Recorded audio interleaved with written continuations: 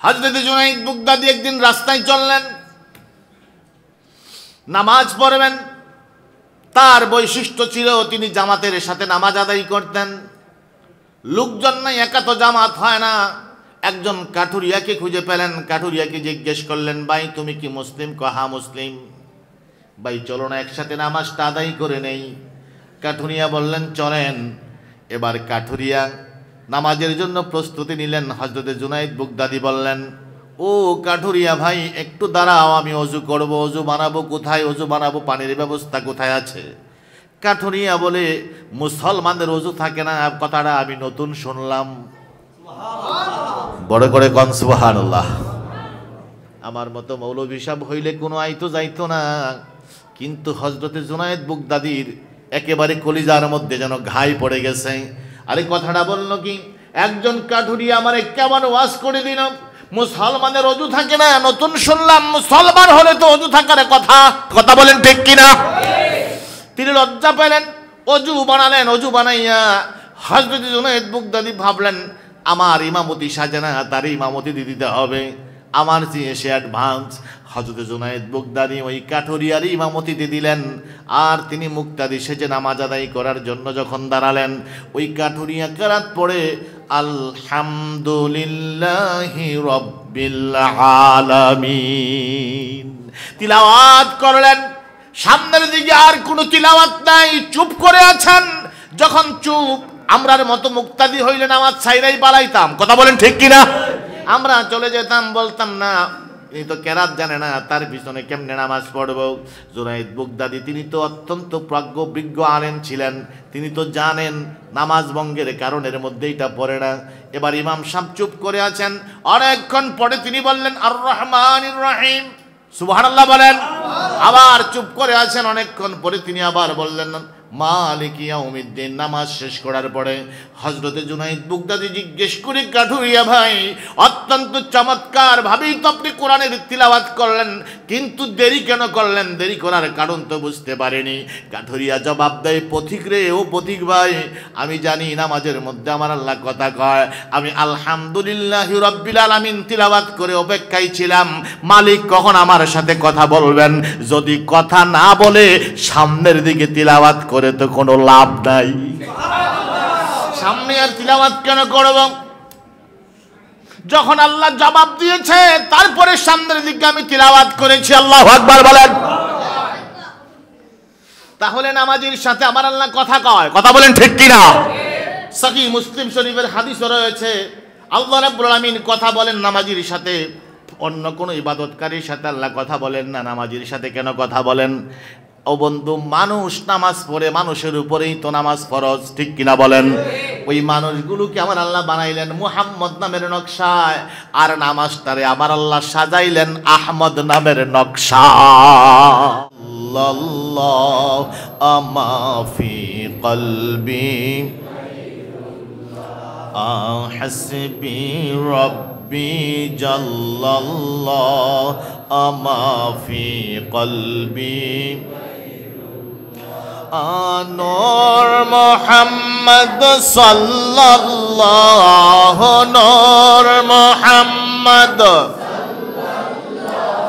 আলা ইলাহা আলা ইলাহা ইল্লাল্লাহ লা ইলাহা আলা ইলাহা লা ইলাহা লা ইলাহা ইল্লাল্লাহু মুহাম্মাদুর রাসূলুল্লাহ। পড়ুন সাল্লাল্লাহু আলাইহি ওয়াসাল্লাম।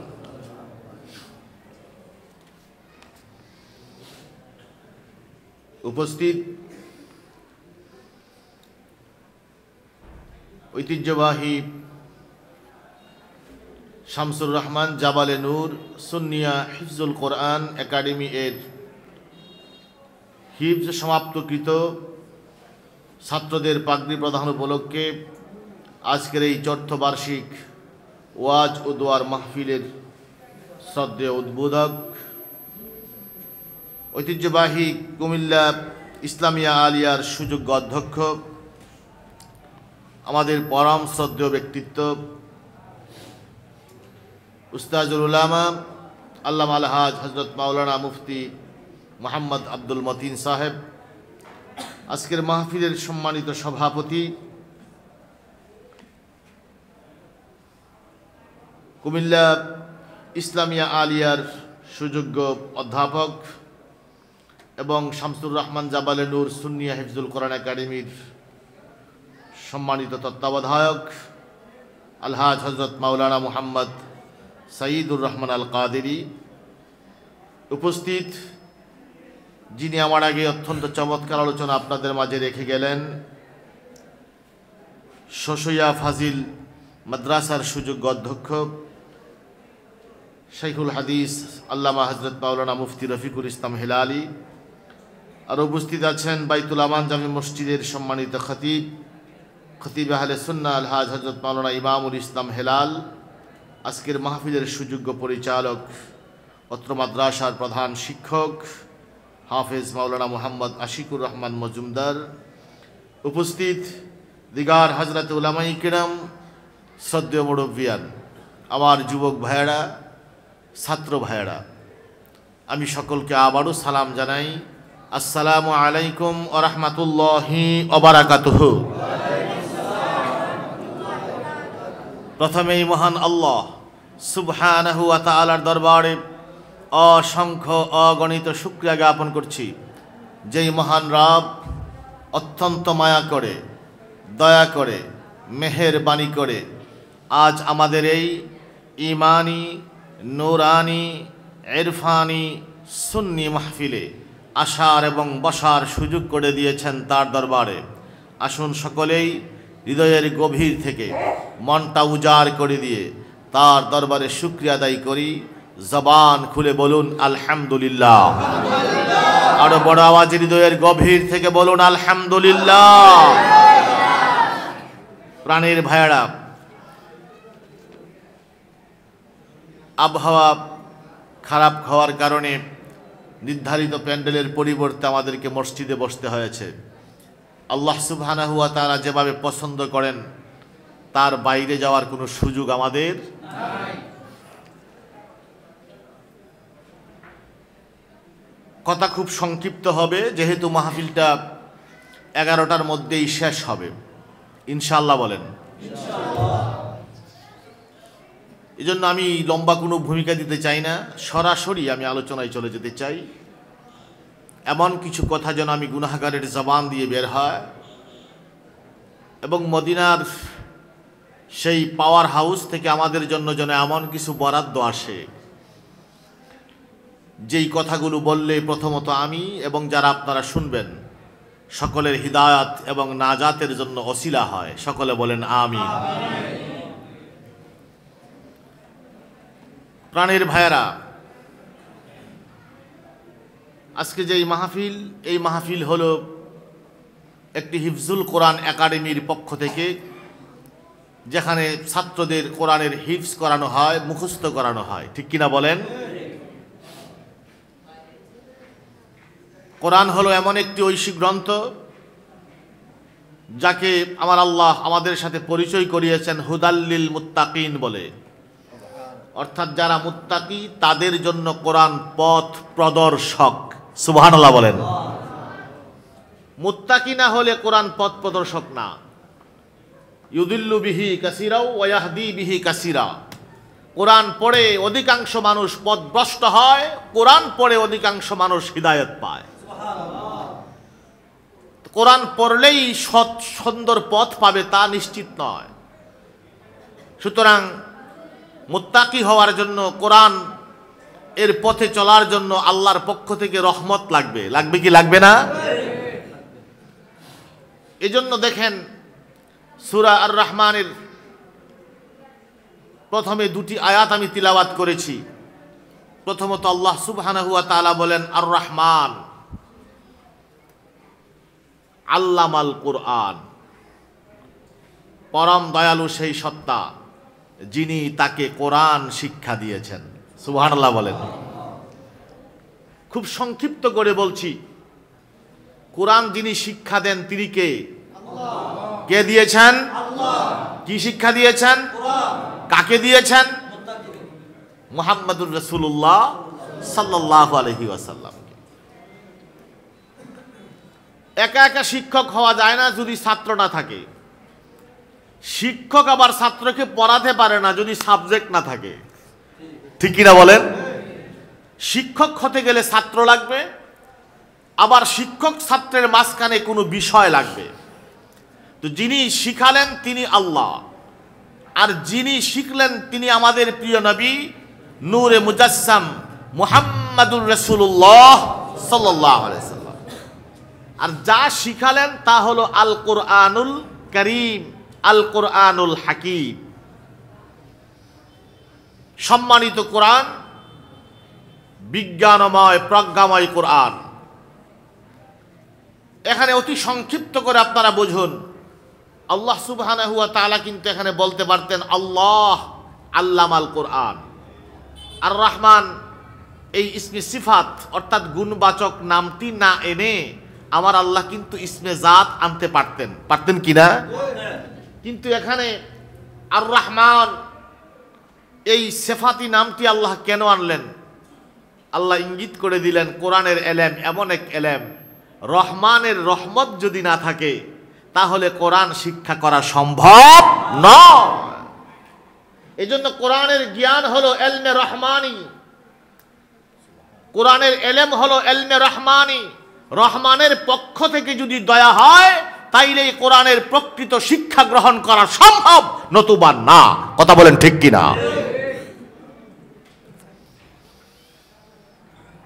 প্রাণের ভাইয়েরা আমার, কোরআন এমন একটি গ্রন্থ যাকে আল্লাহ সুবহানাহু ওয়া তাআলা আমাদের জন্য রহমত বলেছেন। যারা ঈমানদার, রাহমাতুল্লিল মুমিনিন। ঈমানদার যদি হয় তাহলে ঈমানদারের জন্য কোরআন রহমত। আবার আমরা উম্মতে মুহাম্মদী, আসমানি গ্রন্থের মাঝে সবচেয়ে শ্রেষ্ঠ গ্রন্থ হলো আল কোরআনুল কারীম। আর মানুষের মধ্যে সবচেয়ে শ্রেষ্ঠ জাতি হলো উম্মতে মুহাম্মদী। বড় করে বলেন না সুবহানাল্লাহ। আমরা যে শ্রেষ্ঠ এটা কি আমরা কইছি? আমরা কই না তো, আল্লাহ কয়। আমরা যে শ্রেষ্ঠ জাতি, যিনি আমাদের খালেক, যিনি আমাদের মালিক, যিনি আমাদের রাজ্জাক, তিনি বলেন কুনতুম খায়রা উম্মাতিন উখরিজাত লিন-নাস, কুনতুম খায়রা উম্মাতিন, তোমরা উত্তম উম্মত, তোমরা উত্তম জাতি। আল্লাহ বলেন আমরা উত্তম জাতি। যিনি বানিয়েছেন তিনি যদি আমাদের উত্তম বলে, অদম হওয়ার সুযোগ আছে? প্রাণের ভাইয়ের আমার, আল্লাহ বড় সুন্দর করে আমাদের বানিয়েছেন। লাকাদ খালাকনাল ইনসানা ফি আহসানি তাকওয়িম। আল্লাহ যে মানুষকে অত্যন্ত সুন্দর করে বানিয়েছেন, এই কথাটা বলতে আমার আল্লাহ 4টা কসম খেয়েছেন। সুবহানাল্লাহ বলবেন না? আমার আল্লাহর কথা কি শুধু সত্য না মহাসত্য? ধ্রুব সত্য। আল্লাহ যদি বলেন মানুষ বিশ্বাস করবে, কারণ আমার আল্লাহ মিথ্যা বলে না। আমান আসদাকু মিনাল্লাহি কিলা, আল্লাহ চ্যালেঞ্জ করেছেন আমার চেয়ে অধিক সত্যবাদী কে আছো? আল্লাহ যদি বলতেন আমি মানুষ সুন্দর করে বানিয়েছি, আমরা বিশ্বাস করতাম। কিন্তু কথাটি আল্লাহ এত সাধারণভাবে বলেননি। ওয়াত্তিন ওয়াজ্জাইতুন ওয়াতুরি সিনিন ওয়াহাজাল বালাদিল আমিন।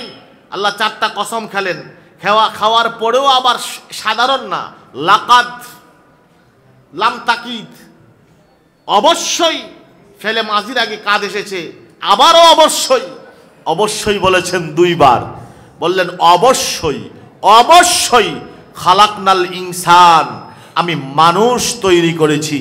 ফি আহসান, হাসান অর্থ সুন্দর, আহসান ইসমে তাফজিল, অতি সুন্দর। সুবহানাল্লাহ বলেন না? 4 বার কসম খাইলেন, তারপরে আবার 2 বার নিশ্চয়ই বললেন, তারপরে আবার সুন্দর শুধু বলেন নাই, অতি সুন্দর বললেন। আল্লাহু আকবার বলেন। কে? ইনসান, মানুষ। তো মানুষ আল্লাহর কাছে এত সুন্দর লাগে কেন? এত সুন্দর করে আল্লাহ বানাইলেন, মানুষ এত সুন্দর কেমনে? আমরা আপনারা না কয়েকজন সুন্দর দেখা যায়, আমি তো কালা মানুষ, আমার চেয়ে কালা তো নিগ্রু যারা আফ্রিকান, তারা আমার চেয়ে ওরা কালা না? কিন্তু আল্লাহ কি কয়? আহসান, অতি সুন্দর। আল্লাহ অতি সুন্দর মানুষকে কেন বললেন? যিনি বানাইছেন সমস্ত মাখলুকাত, তিনি তো জানেন কে সবচেয়ে সুন্দর। এই কথাটা বললে আপনারা কিভাবে বুঝবেন আমি জানি না। তাফসিরে ফিউজির রহমানের মধ্যে তার ব্যাখ্যা এসেছে, সৃষ্টির মধ্যে মানুষ সবচেয়ে সুন্দর, আর ইবাদতের মধ্যে সবচেয়ে উত্তম ইবাদত হলো নামাজ। ঠিক কিনা বলেন? এই যে মানুষ সবচেয়ে সুন্দর, তার বড় কারণ হলো মানুষকে আল্লাহ মুহাম্মদ এই নামের নকশা দিয়ে তৈরি করেছেন। এত আস্তে সুবহানাল্লাহ কইলেন? একসাথে সবাই বলেন সুবহানাল্লাহ। মুহাম্মদ যারা আরবি অক্ষরের সাথে পরিচিত, আপনারা সংক্ষেপে একটু বুঝবেন, তাজ দিলে বুঝে ফেলবেন। মুহাম্মদ, মিম, হা, মিম, দাল। একটা মানুষের মাথা, এটা হলো মিম, সিনাটা হলো হা, কোমরের নিচটা হলো মিম, পা হলো দাল। মিম, হা, মিম, দাল, মানুষের স্ট্রাকচারটা হলো মুহাম্মদ নামের নকশা। সুবহানাল্লাহ বলেন। আল্লাহর কাছে কি তার চাইতে সুন্দর আর কিছু আছে? নামাজ আমার এত দামি কেন? কেমন দামি? নামাজ দামি হওয়ার কয়েকটা যুক্তির মধ্যে সবচেয়ে প্রণিধানযোগ্য যুক্তি হলো, নামাজ দামি হলো নামাজ একমাত্র ইবাদত যে ইবাদতের মধ্যে দাঁড়াইলে তার সাথে আমার আল্লাহ কথা বলে। সহিহ মুসলিমের হাদিস, আপনি যখন নামাজে দাঁড়িয়ে বলেন আলহামদুলিল্লাহ রাব্বিল আলামিন, আমার আল্লাহ তখন বলেন হামিদানি আব্দি, আমার বান্দা আমার প্রশংসা করছে। আপনি যখন বলেন যে আর রহমানির রহিম মালিক ইয়াউমিদ্দিন, আমার আল্লাহ তখন বলেন আসনা আলাইয়া আব্দি, আমার বান্দা আমার গুণ কীর্তন করছে। রোজাদার যিনি, তার সাথে আল্লাহ কথা বলে না, হাজী সাহেবের সাথে আল্লাহ কথা বলে না, যাকাত প্রদানকারীর সাথে আমার আল্লাহ কথা বলে না, কিন্তু নামাজি যখন নামাজে দাঁড়ায় তখন তার সাথে আমার আল্লাহ কথা শুরু করে দেয়। নামাজে তো দামি। ও প্রাণের ভাইয়েরা, নামাজে তো দামি কেন? নামাজির সাথে আমার আল্লাহ কথা বলে কেন? বিশ্বাস হয়নি আপনাদের? বলবেন যে হুজুর আমরা আল্লাহ তো জীবনেও কইছে না। আসলে আমরার সাথে আল্লাহ বলেন, কিন্তু আমরার ব্যাটারি খারাপ হওয়ার কারণে রাডার নষ্ট, ধরতে পারি না। একটা উদাহরণ দিলে আপনারা বুঝে ফেলবেন। আপনারা তো নাম শুনেছেন, হযরত জুনায়েদ বুগদাদি রহমতুল্লাহর নাম শুনেন নাই? যেই মানুষটার লকব হলো তাজুল আউলিয়া। তাজুল আউলিয়া মানে অলিদের মাথার মুকুট। লকবটা আবার মুরিদানে দেয় নাই। আমাদের দেশের পীরসাহেবদের লকব তো মুরিদে দেয়, কি দেয় না? যারা কামেল পীর তারা দেখবেন তো ভাবসাব কম, কিন্তু ভণ্ড যদি হয় হ্যাঁ ভাবসাবের কোনো শেষই নাই। আর মুরিদান দেখবেন যে কি সুন্দর কইতেছে, কত লকব দিতেছে। হযরত জুনায়েদ বুগদাদির লকবটা তাজুল আউলিয়া, মাথার মুকুট সমস্ত অলিদের, এটা মুরিদানে দেয় নাই। এই লকব দিয়েছেন মদিনার কামলেওয়ালা, আমার নবী লকব দিয়েছেন। নবী যারে তাজুল আউলিয়া কয়, অলিটা কেমন? হযরত জুনায়েদ বুগদাদি একদিন রাস্তায় চললেন, নামাজ পড়বেন। তার বৈশিষ্ট্য ছিল তিনি জামাতের সাথে নামাজ আদায় করতেন। লোকজন নাই, একা তো জামাত হয় না। একজন কাঠুরিয়াকে খুঁজে পেলেন, কাঠুরিয়াকে জিজ্ঞেস করলেন, ভাই তুমি কি মুসলিম? কহা মুসলিম। ভাই চলো না একসাথে নামাজটা আদায় করে নেই। কাঠুরিয়া বললেন চলেন। এবার কাঠুরিয়া নামাজের জন্য প্রস্তুতি নিলেন। হযরত জুনায়েদ বুগদাদি বললেন, ও কাঠুরিয়া ভাই একটু দাঁড়াও, আমি অজু করব। অজু বানাবো কোথায়? অজু বানাবো, পানির ব্যবস্থা কোথায় আছে? কাঠুরিয়া বলে, মুসলমানদের অজু থাকে না, কথাটা আমি নতুন শুনলাম। বড় করে কোন সুবহানাল্লাহ। আমার মতো মৌলভী সাহেব হইলে কোনো আইতো যাইতো না, কিন্তু হযরত জুনায়েদ বুগদাদির একেবারে কলিজার মধ্যে যেন ঘাই পড়ে গেছে। আরে কথাটা বললো কি, একজন কাঠুরিয়া আমারে কেমন ওয়াজ করে দিল, মুসলমানের অজু থাকে না, নতুন শুনলাম। মুসলমান হলে তো অজু থাকার কথা, কথা বলেন ঠিক কিনা? তিনি লজ্জা পেলেন, অজু বানালেন। অজু বানাইয়া হযরত জুনায়েদ বাগদাদী ভাবলেন আমার ইমামতি সাজে না, তার ইমামতি দিতে হবে, আমার চেয়ে সে অ্যাডভান্স। হযরত জুনায়েদ বাগদাদী ওই কাঠুরিয়ার ইমামতিতে দিলেন।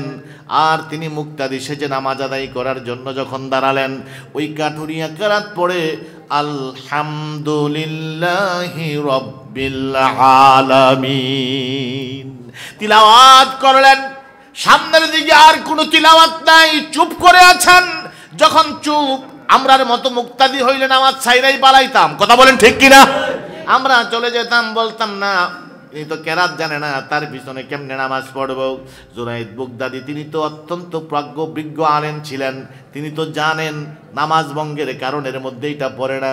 এবার ইমাম সাহেব চুপ করে আছেন, অনেকক্ষণ পরে তিনি বললেন আর রহমানির রহিম, সুবহানাল্লাহ বলেন।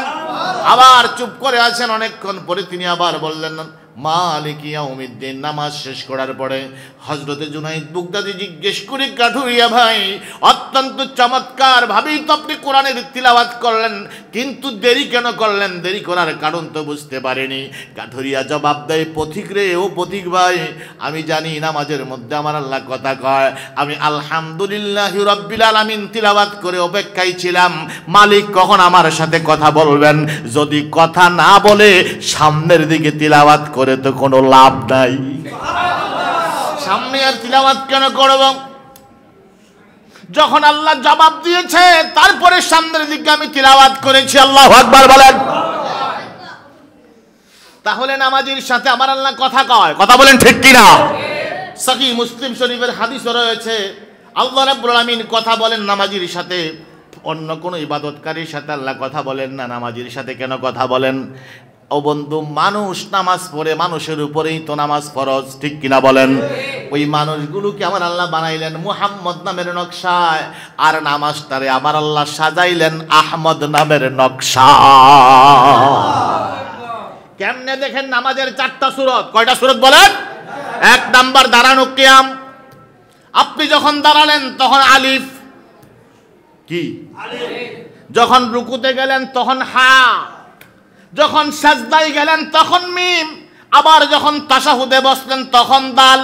আলিফ হা মিম দাল, এই 4টা বর্ণে মিলে হয় আহমদ। বড় করে কোন সুবহানাল্লাহ।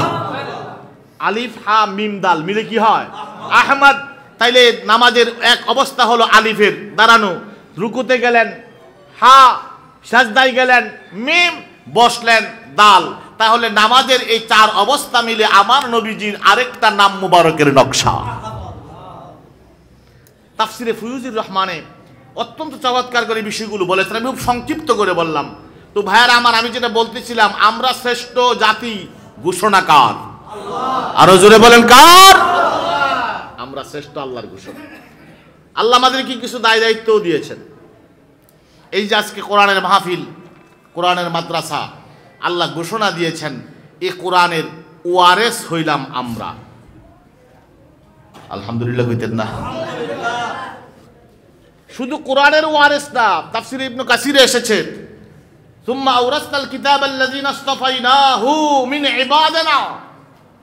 এতে তাফসীরে এসেছে সুম্মা আওরাসনাল কিতাবা, অতঃপর আমি কিতাবের ওয়ারেস বানিয়ে দিলাম কাকে? আল্লাযিনা ইসতাফাইনাহু মিন ইবাদিনা, আমার বান্দাদের মধ্য থেকে যাদেরকে আমি মনোনীত করেছি, বাছাই করেছি, এমন বাছাই করা মানুষগুলোকে আমি আল্লাহ কিতাবের ওয়ারেস বানিয়েছি।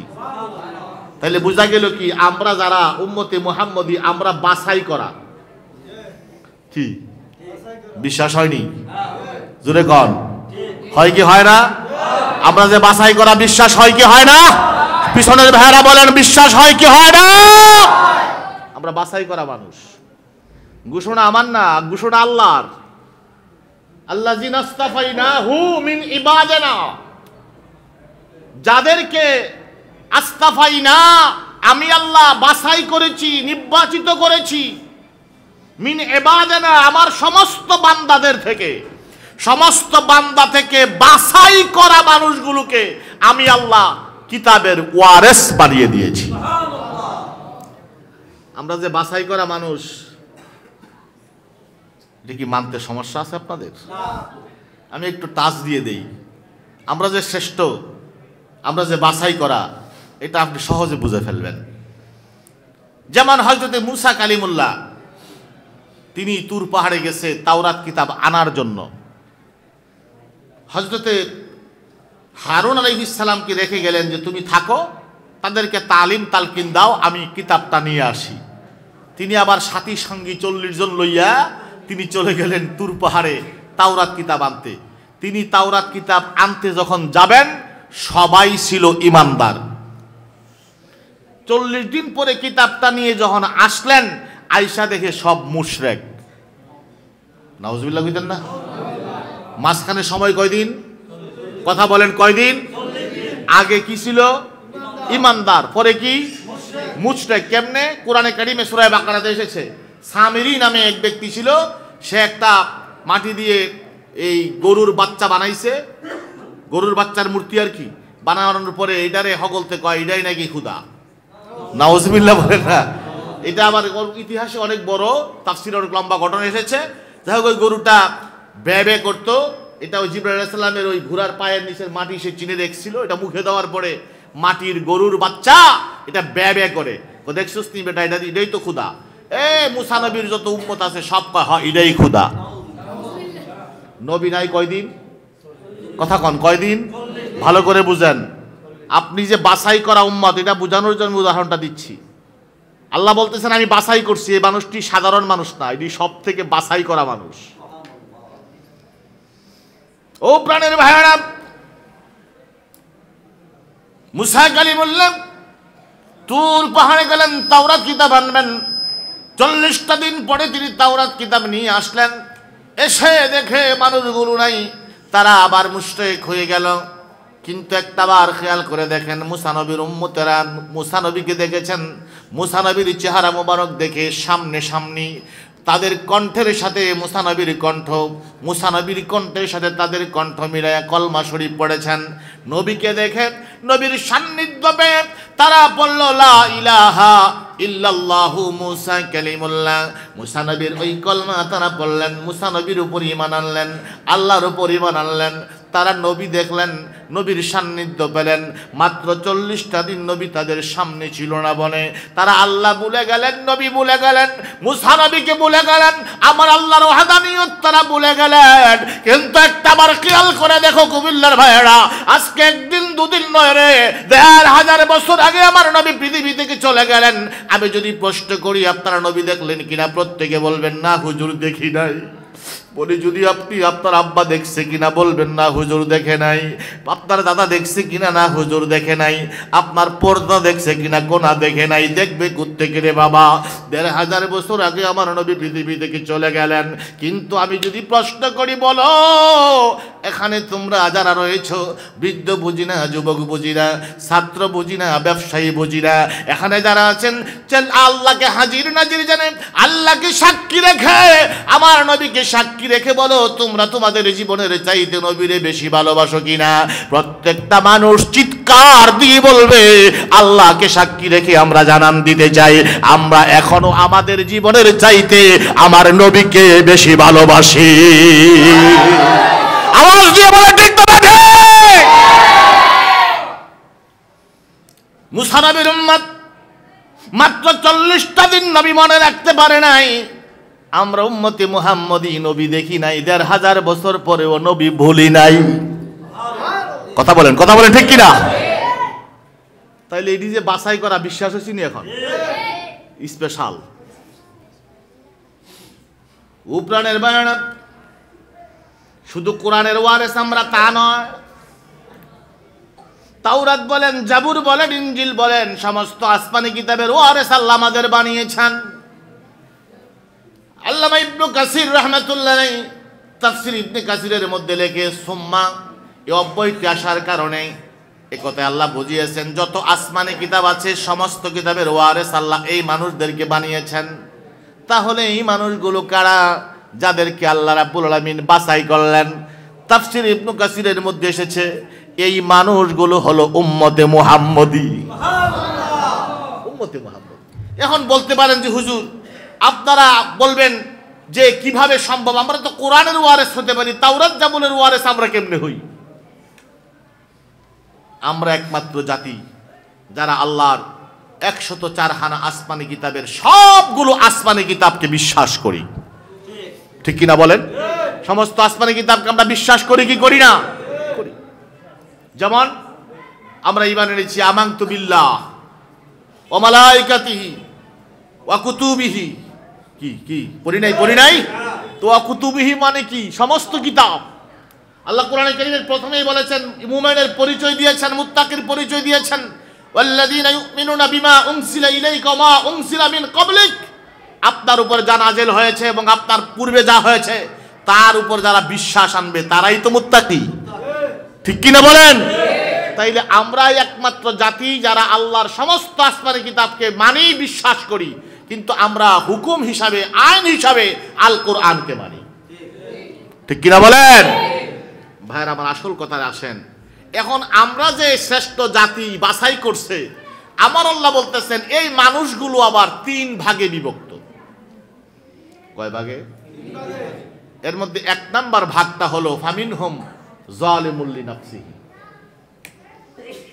এই মানুষগুলো নফসের উপর জুলুম করেছে, গুনাহগার। 2 নাম্বার গ্রুপটা হলো আমিনহুম মুক্তাসিদুন। মুক্তাসিদুন শব্দের অর্থ হলো নিরাপদ, অর্থাৎ এই মানুষগুলোকে আল্লাহ রাব্বুল আলামিন জান্নাত দিয়ে দেবেন, তারা জান্নাতে যাবেন, নিরাপত্তা পাবেন, হাসরের মাঠে দমক টমক দিব, কিন্তু বেহেশত দিয়ে দিব আল্লাহ।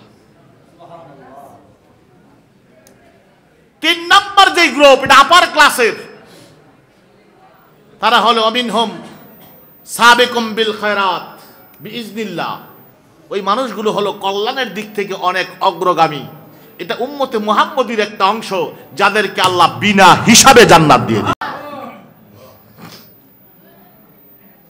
প্রাণীর ভাইরা, তাহলে আল্লাহ রাব্বুল আলামিন এ বাছাই করা মানুষগুলোর 3টা প্রকার বলতেছেন। 1 নাম্বার হলো, প্রথম ক্লাসের হলো সাবিকুম বিল খায়রাত, যেই মানুষগুলো অনেক অগ্রগামী। তাফসীরের কিতাবে এসেছে এই মানুষগুলো কেমন মানুষ? এই মানুষগুলো হলো যারা ফরজ ওয়াজিব ছাড়বেন তো দূরের কথা, সুন্নত মুস্তাহাবও জীবনে ছাড়ে নাই। হারাম মাকরুহ তো করবেন দূরের কথা, ওই মানুষগুলো মুবাহ কাজটাও করে নাই, খালি বাইসা বাইসা মুস্তাহাব কাম করছে। এই মানুষগুলোকে আমার আল্লাহ বিনা হিসাবে জান্নাত দেবেন। এই মানুষগুলোর সংখ্যা কত? সংখ্যা হলো, হাদিসে এসেছে আল্লাহ রাসূল ফরমান, আমার 70,000 উম্মত বিনা হিসাবে জান্নাতে যাবে। এই বিনা হিসাবে জান্নাতি 70,000 আবার একলা যাইতো না, এক একজন আরো 70,000 করে নিয়ে যাবে। এই 70,000 কিন্তু মাফা জুকা 70,000 না, আমরা যেমন কথার কথা কইতাম না লাখ লাখ।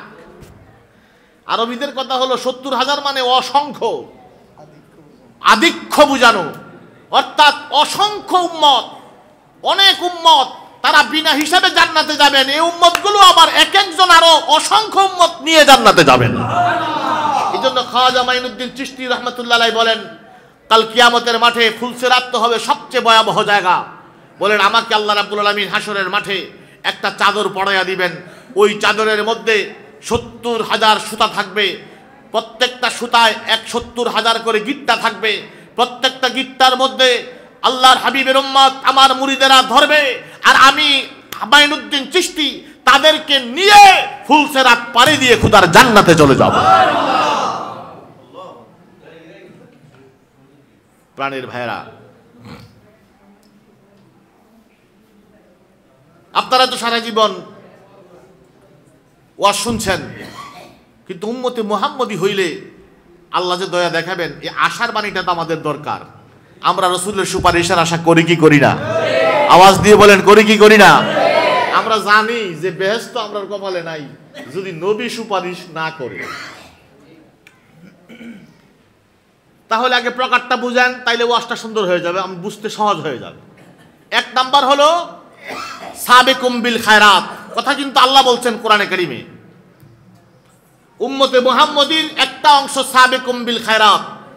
এই মানুষগুলো জীবনে কোনোদিন হারাম কাজ তো দূরের কথা, মাকরুহ কাজ তো দূরের কথা, মুবাহ করে নাই, ফরজ ওয়াজিব তো ছাড়বেন দূরের কথা, সুন্নত মুস্তাহাব ছাড়ে নাই।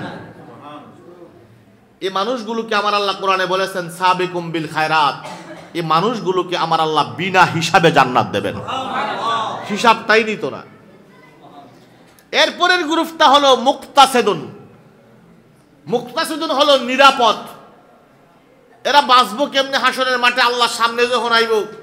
এই মানুষগুলোর কথা তাফসিরে এসেছে, এই মানুষগুলো এরা হারাম কাজ করে নাই, তো মাঝে মধ্যে মাকরু কিছু করে লাইছে। ওয়াজিব ফরজ ছাড়ে নাই, মাঝে মধ্যে সুন্নত কিছু ছাইরা দিছে। এমন কিছু মানুষ হাসরের মাঠে আল্লাহ ধরবেন, কিরে এটা করলি কেন, এটা এমন হইলো কেন, আল্লাহ বুঝতি নাই, তুই মাফ করে দিলে তো পারো। এর তরুণ আল্লাহকে ধমক টমক দিবে, ছাড়লি কেন, যা বেহেশতে চলে যাও। আল্লাহ এভাবে ছেড়ে দিব আর কি। এরা নিরাপদ হয়ে যাবে, জাহান্নামের দরজা পর্যন্ত যাবে না, এরা চলে যাবে।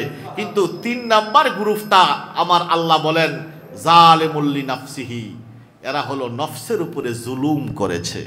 এটা আমরা গুনাহ করেছি, এই জন্য সুন্নিরা নবী নবী করে। আমাদের নবী ছাড়া কোনো উপায় নাই, কথা বলেন ঠিক কিনা?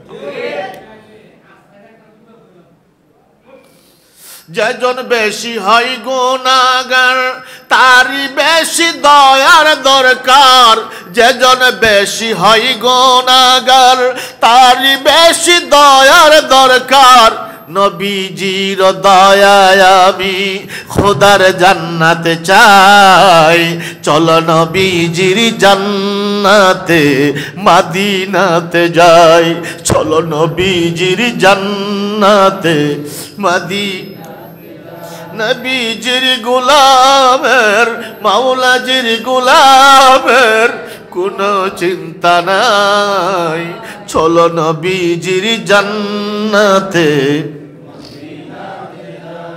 ও প্রাণের ভাইরা, জালিমুল লিনাফসিহি, যারা নফসের উপর জুলুম করেছেন, এই 3 কিসমের মানুষের মধ্যে এই নাম্বারটা তো আমাদের।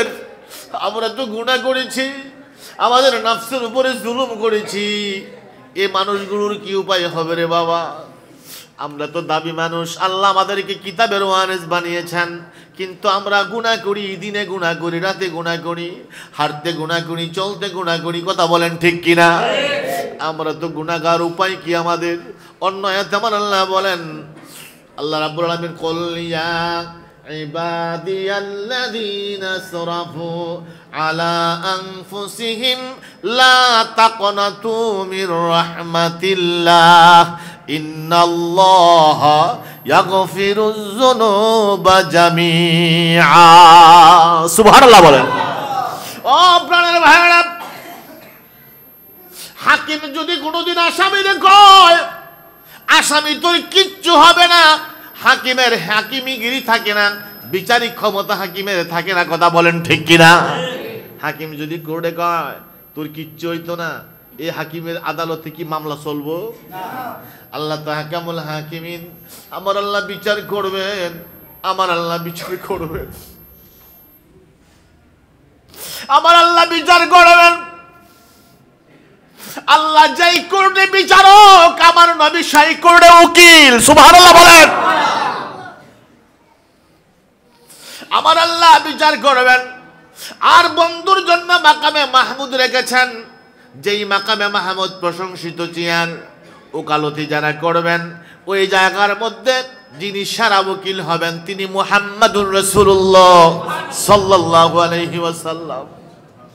ও প্রাণের ভাইরা, ও প্রাণের ভাইরা আমার, কেমনে জবাব দেব, কিভাবে চেহারাটা নবীর সামনে দেখাবো? কিন্তু আমাদের তো উপায় নাই নবী ছাড়া। কথা বলেন ঠিক কিনা?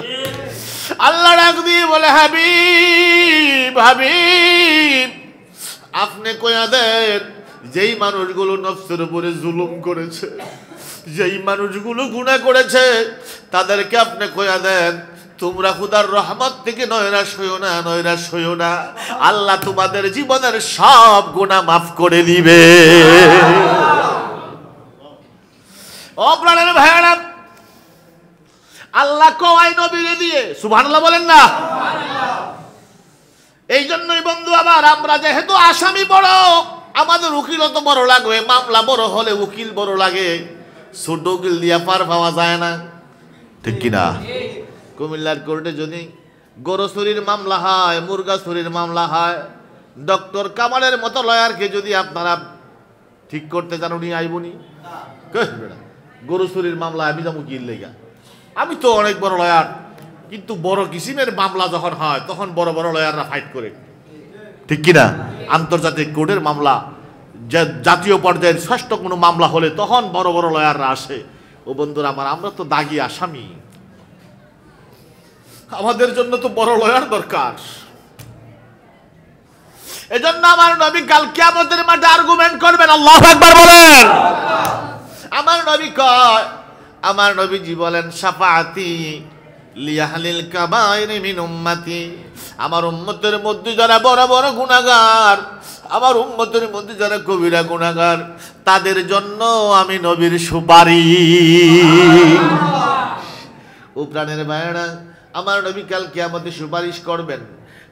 আল্লামা নববী রাহমাতুল্লাহ আলাইহি বলেন যে আল্লাহর হাবিবের জন্য 3 প্রকারের সুপারিশ কাল কিয়ামতের মাঠে খাস থাকবে, এটা অন্য কেউ পারবেন না, শুধু আমার নবীজি করবেন, নবীজির জন্য খাস। 5 প্রকারের শাফাত কাল কিয়ামতের মাঠে চলবে, 3 প্রকারের সুপারিশ আমার নবীর জন্য খাস থাকবে, আমার নবী ছাড়া আর কেউ পারবেন না। এর মধ্যে 1 নাম্বার সুপারিশটা হলো শাফাতে কুবরা, আমার নবী যতক্ষণ পর্যন্ত সুপারিশটা করবেন, আমার আল্লাহ বিচারটাই শুরু করবেন না। কাল কিয়ামতের মাঠে উপায় নাই।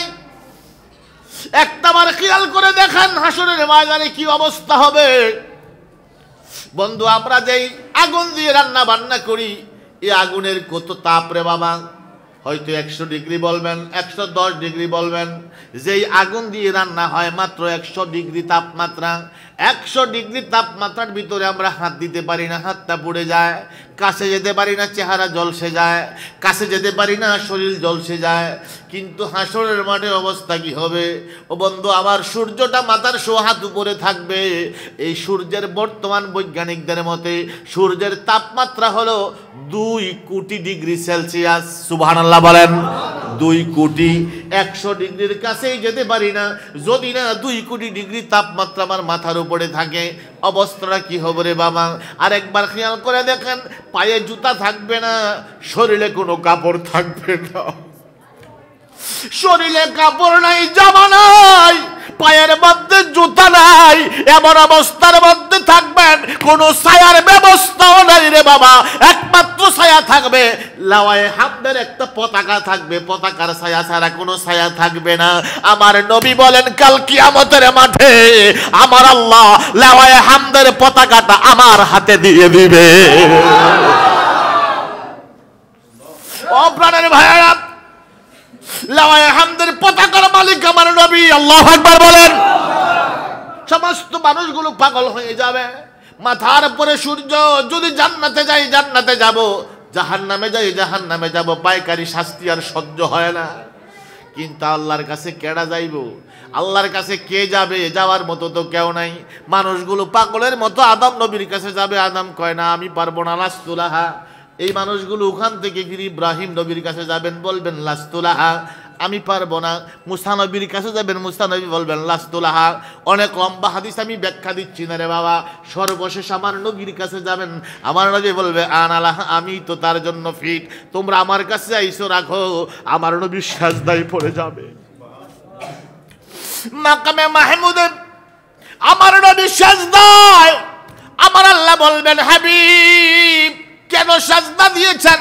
ইরফা রাসাকা ইয়া মুহাম্মদ, হাবিব আমার কেন সাজদা দিয়েছেন? মাথা উঠান, মাথা উঠান।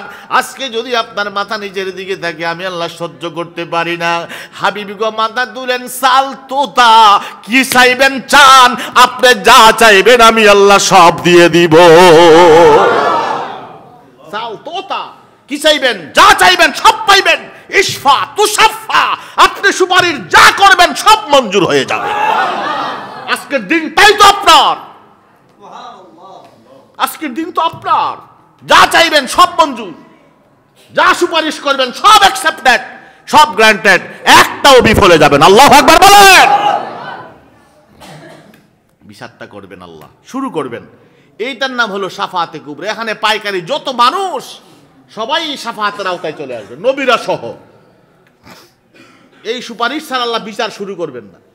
2 নাম্বারটা হলো বিনা হিসাবে একদল মানুষ আমার নবীর সুপারিশে জান্নাতে চলে যাবে। ওই মানুষটি যেগুলি নাকি কি মনে আসেনি, সাবিকুম বিল খায়রাত, বিনা হিসাবে জান্নাতে যাবে। এর মধ্যে বলবেন যে হুজুর অনেক গুনাহগারও জান্নাতে চলে যাবে নবীর সুপারিশে। আল্লাহ যদি জান্নাত দিয়া লায়, কেউ কি হিংসা করে কিছু করতে পারবো? জান্নাতের মালিক কে? আওয়াজ দিয়ে কোন কে? হাবিবুল্লাহর খাতিরে যদি আমরার মতো ফাগল দিয়ে আল্লাহ বেহেশত দিয়া দেয়, কিন্তু ফাগল দহন লাগবো। পাগল কেমনে হইবেন? এই যে একটা সুন্নি মাদ্রাসা, এটা আমার নবীর পাগল হওয়ার একটা মাধ্যম। কথা বলেন ঠিক কিনা? একটু পাগল হয়ে মাদ্রাসাটাকে হেল্প করেন না, একটু পাগল হয়ে মাদ্রাসাগুলো ছাত্রগুলোকে একটু মহব্বত করেন না।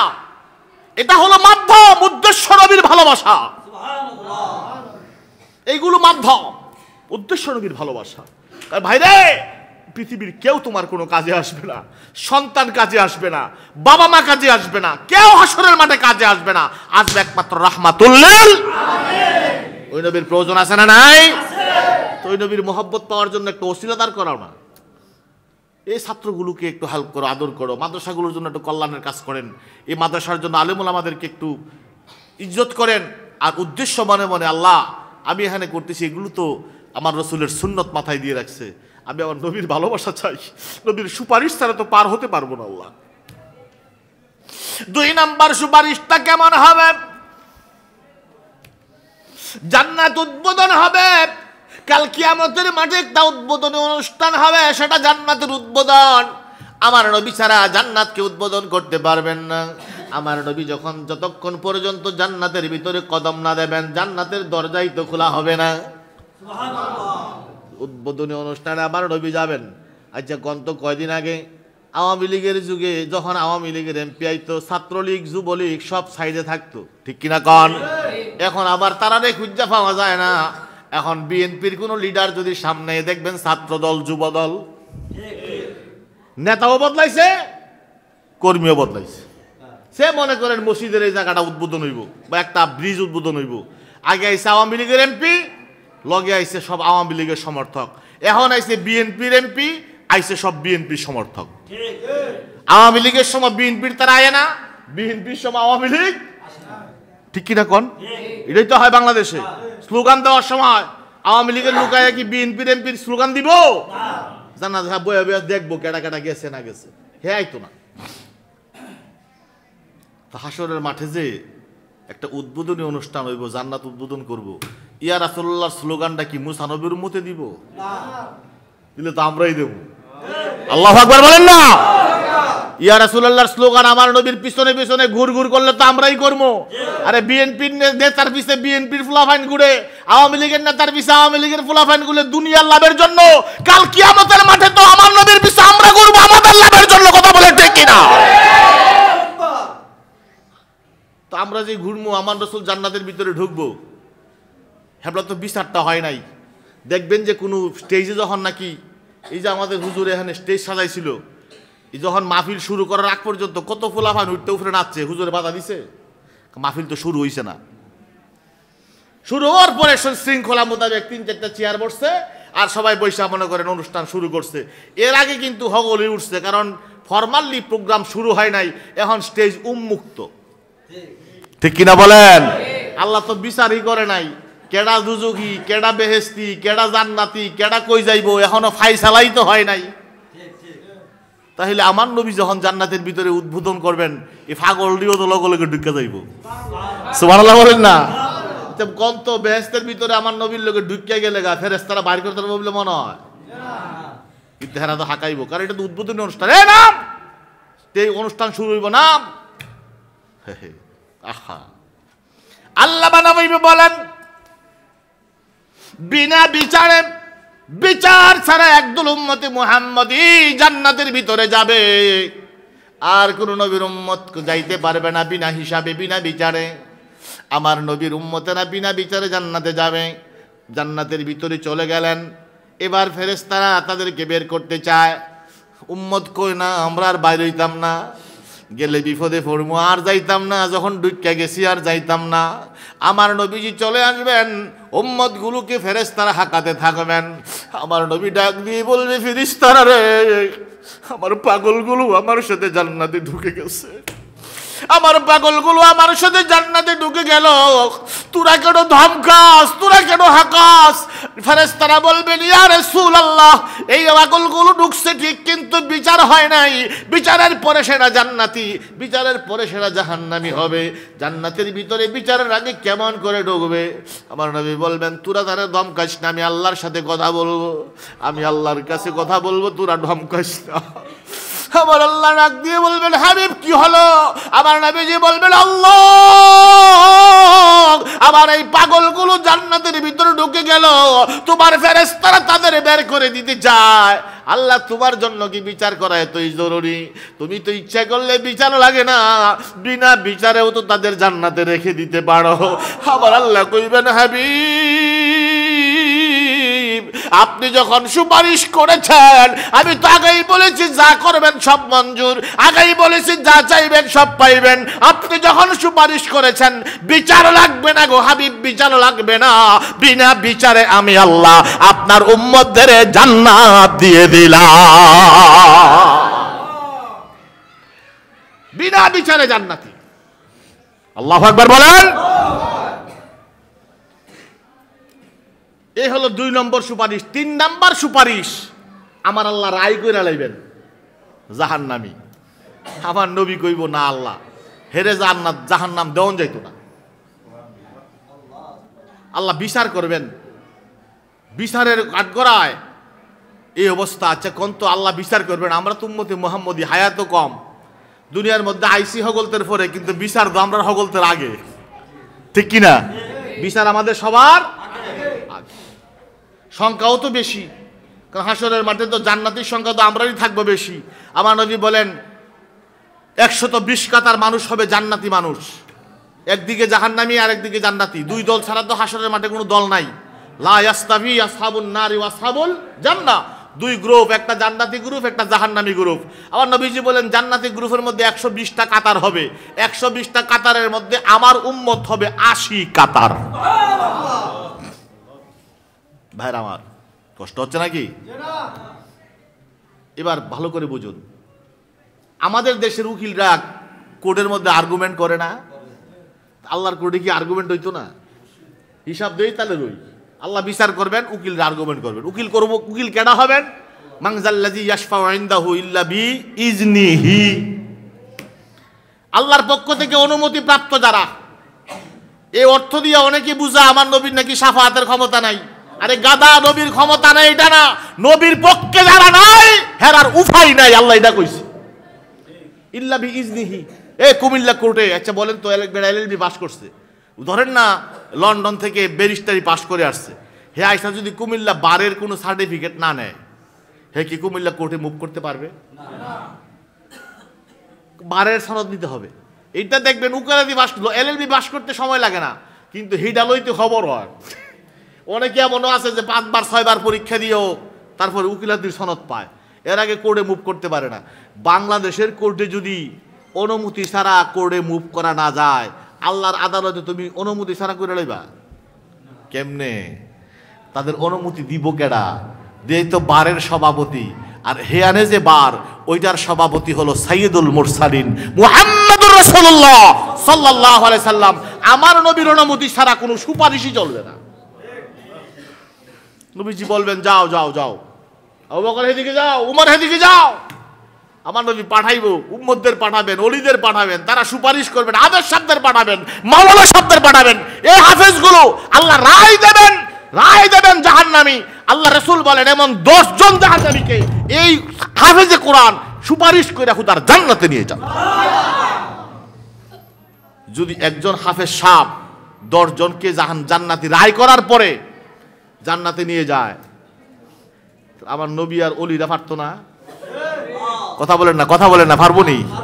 আচ্ছা, এখন আমরা ছোটবেলায় দেখতাম, আজকে ডিউ সাবাইব, আমরা প্রধান শিক্ষক বা প্রিন্সিপাল সাহেব নিয়ে বালা বালা ছাত্রদের সামনে বইত, কি স্যার সব ঠিক নেই, গাইলে হেজি গাইলে যেমন হ্যাঁ উত্তর তাকে দিলা তো সকলটি তো গাদা 2-4-5টা যদি ভালো থাকতো ইডিতে বাচ্চা বুঝছে এখানে সামনে যাবো হয়তো উত্তর দিলে ইডিও সব বুঝবো লেখাপড়া ভালো হয়।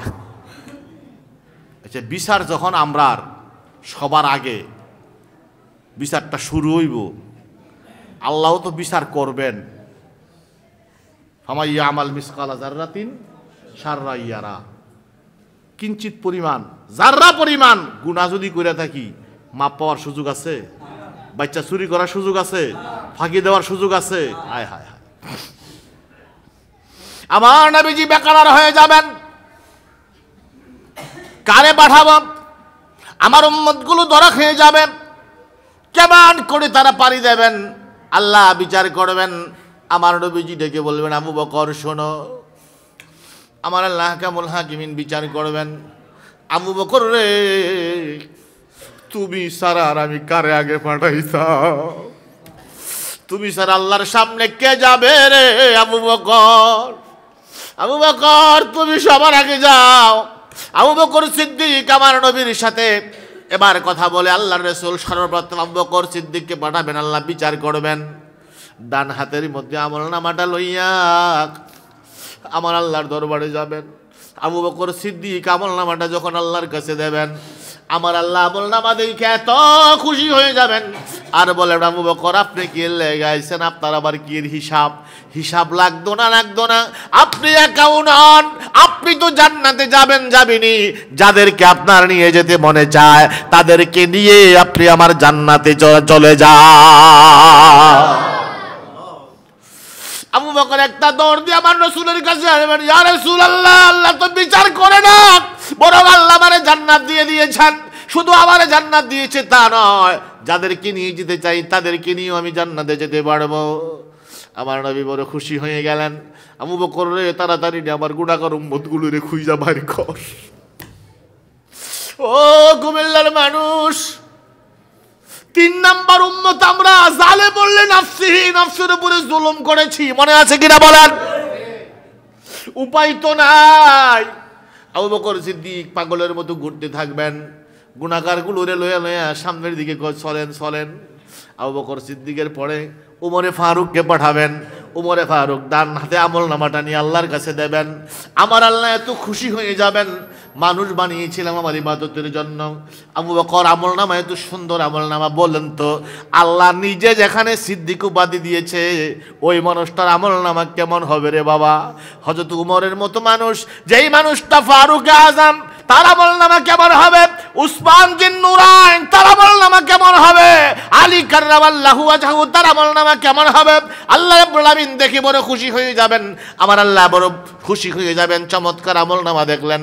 আমার আল্লাহ ঠান্ডা হয়ে যাবেন, বলবেন না না আপনাদের কোনো বিচার লাগবে না, আপনারা চলে যান চলে যান চলে যান। আমার মতো গুনাহগার যখন আমার আল্লাহর সামনে যাব, ধরা পড়ে যাব, আমার আল্লাহ বলবেন না না হবে না, যেতে পারবেন না, যেতে পারবেন না। আপনি আটকা পড়ছেন, হিসাব দেন, জবাব নাই, জবাব নাই। আমার নবী তো ওখানে উকিল, বাংলাদেশের উকিলরা যদি সুবিধা নেওয়ার জন্য গ্রাউন্ড রেডি করে, আমার নবী কি গ্রাউন্ড বুঝে না? কথা কন বুঝেনি? গ্রাউন্ডটা কি? আমাদের দেশে দেখা গেছে 70 জনের বিরুদ্ধে মামলা হয়েছে। আমাদের এই শহরে তো এটা কম, গ্রাম দেশে দেখবেন দলাদলির মামলা হয়, ঝগড়া ফসলের মামলা হয়, জ্বালাইছে 120 জন আসামি। তো উকিল সাহেব করে কি, এই যে দাড়িওয়ালা মানুষ, টুপিওয়ালা মানুষ যেটা আছে মুরব্বী, এদের নিয়ে ফইলা কয়েন আপনার আগে হাজিরটা জামিনটা লয় নিয়ে আসলে দেখেন উনি মসজিদের সভাপতি, ইলা ঈদগার মোতোয়াল্লি, হিলা স্কুলের মাস্টার, ইলা ইমাম 5 বার হজ করছে, হিলা এটা করছে কয়। কইলে হাকিম সাহেব বুঝে যে মামলাটা আসলে মিছা মামলা, এদের মতো এমন মানুষ এরা আসলে এই ধরনের কাজ করিয়া না, জামিন দিয়ালা, জামিন মঞ্জুর।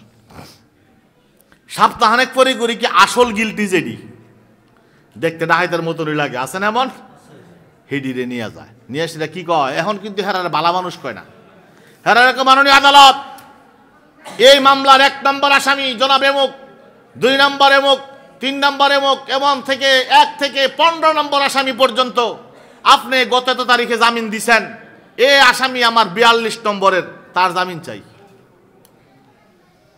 এটা কিন্তু গ্রাউন্ড। আগে কই যে হিডের গুণ, এখন গুণ কইছে না, এখন কইছে একটা মামলা, এটার মামলার কি মেরিট আছে? আপনি 1 থেকে 15 নম্বর পর্যন্ত জামিন দিয়ে হইলাইছেন, হ্যাঁ তো 42 নম্বরের, হ্যাঁ এমনি পায়। কথা ঠিক কিনা? উকিল সাহেব কথা কইলে হাকিম সব চিন্তা করে জামিন তো দেওয়ান লাগবো, কারণ এই মামলার তো 15 নম্বর দিয়ে লাইছেন আগে। এটা হলো উকিলদের একটা ওই গ্রাউন্ড কয়, এটাকে এটা একটা সুবিধা নেওয়ার জন্য একটা পলিসি করে আর কি। আমার নবী কি কম বুঝে? আগে পাঠাইছে কার? আবু বকর রে, উসমান রে, উমর রে পাঠাইছে। আল্লাহ কই বিচারই লাগতো না, হিসাব ছাড়াই যান গা, যান। আমার মতো মৌলবীর যে আল্লাহ ধরছে, আমার রসুল কয় আল্লাহ এই কোর্টেই তো তুমি আবু বকরের ছেড়ে দিলা, মুডেও বিচার করছো না। আল্লাহ এই কোর্টে উমর চলে গেল, তুমি হিসাব নাও নাই, উসমানের হিসাব তুমি নাও নাই, আলীর হিসাব তুমি নাও নাই, আশারে মুবাশশারের হিসাব নাও নাই, সাহাবায়ে কিরামের হিসাব নাও নাই, তাবিদের হিসাব নাও নাই, তাবিদের হিসাব নাও নাই, ওলামাদের হিসাব নাও নাই, এমনি করে সালফে সালিহিন যারা তাদের হিসাব তুমি নাও নাই। কুতুবিরে কি এর লেগে দল্লা, তারেও তো হিসাব না নিলে পারো। যদি তুমি তার হিসাবটা না নিতা তাইলে হে ওদো যাইতে গাফার, তো তুমি যদি বিনা হিসাবে দিয়া লাও। সুবহানাল্লাহ। আল্লাহ এক এক করে তুমি হিসাব দিলা না, তার হিসাব কেন নাও? আল্লাহ তুমি কি হিসাব ছাড়া দিতে পারো না? আমার আল্লাহ বলবেন হাবিব আপনি কি সুপারিশ করেন? হ্যাঁ সুপারিশ করছি, যান। আমি যদিও আগের রায় দিয়ে থাকি সে জাহান্নামী, আপনার সুপারিশের প্রেক্ষিতে আমি আগের রায়টা ক্যান্সেল করে নতুন করে রায় দিলাম জান্নাতি। ও প্রাণের ভাইরা, তাহলে হাসরের মাঠে কি নবী ছাড়া উপায় আছে? নবীর সাথে ভালোবাসার দরকার আছে না নাই? তাহলে এই মাদ্রাসাটা হলো নবীর সাথে ভালোবাসার একটা মাধ্যম, ঠিক কিনা? এই মাদ্রাসার প্রতি যদি ভালোবাসা থাকে, বিশ্বাস রাখতে পারেন মদিনাওয়ালার সাথেও আপনার ভালোবাসা প্রতিষ্ঠা হয়ে যাবে। সুতরাং এই জায়গাতে যেন কৃপণতা না হয়, এই জায়গাতে যেন আপনাদের লস না হয়, আপনারা খেয়াল রাখবেন। যে কোনোভাবেই হোক আমার নবীর কাছে আমাদের পৌঁছতে হবে। নবীর কাছ পর্যন্ত না যাইতে পারলে আল্লাহর কাছ পর্যন্ত যাওয়ার সুযোগ। আল্লাহর রহমত ভাগিদার, রহমত রসুল তো হলেন রাহমাতুল্লিল আলামিন। মানে কি রাহমাত? এই যে ওমা আরসালনাকা ইল্লা রাহমাতাল্লিল, এই রাহমাতান বা রাহমাতুন এটা তো মাসদার তো ইসমে ফাইলের অর্থ দেয়, অর্থাৎ রাহিম।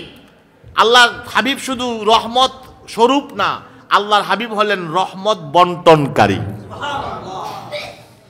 তিনি রহমত বিলাইয়া দেন। আমরা নবীজির রহমতের ভাগিদার হতে চাই কি চাই না?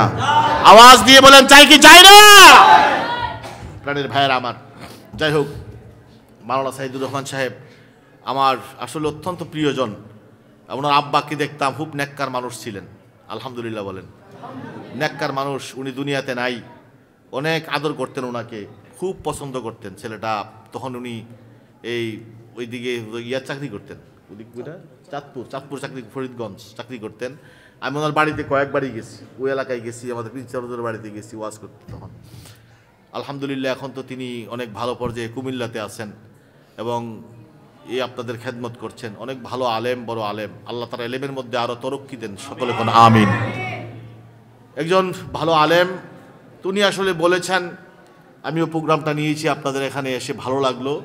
তো আমি আসলে 10:30 পর্যন্ত কথা বলার কথা ছিল, কিন্তু 15 মিনিট বেশি হয়ে গেছে। কষ্ট হয়েছে আপনাদের? কষ্ট হয়েছে? যাই হোক 15 মিনিট বেশি হয়ে গেছে। আমি হুজুর আসতেছেন, হুজুর ইনশাআল্লাহ আপনাদেরকে নিয়ে দোয়া করবেন। আপনারা আমার জন্য দোয়া করবেন। আমার আব্বা মা বেঁচে আছেন।